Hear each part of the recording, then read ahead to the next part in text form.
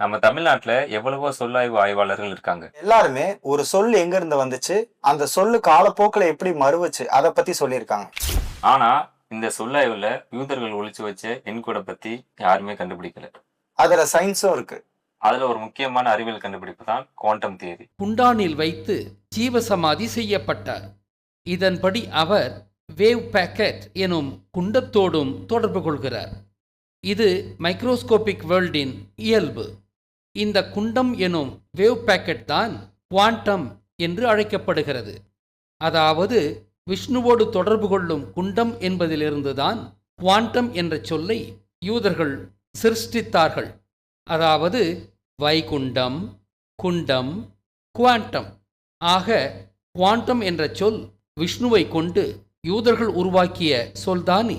F is equal to G M1 M2. G na constant, M1 na mass of the body, another body, M2 ன்றது mass of another body. இது ரெண்டுக்குள்ள gravitational force by d ஸ்கொயர்னு வரும்.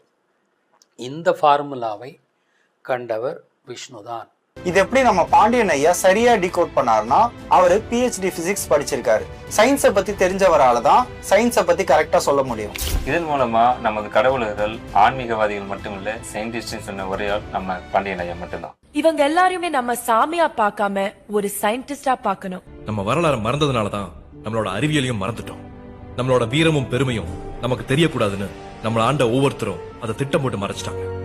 தமிழர்களோட வரலாறு, கண்டுபிடிப்புகள், ஆயிரக்கணக்கான அபூர்வமான புத்தகங்கள் இருந்த இலங்கை யாழ்ப்பாண லைப்ரரிய முழுசா எரிச்சு சாம்பலாக்கிட்டாங்க.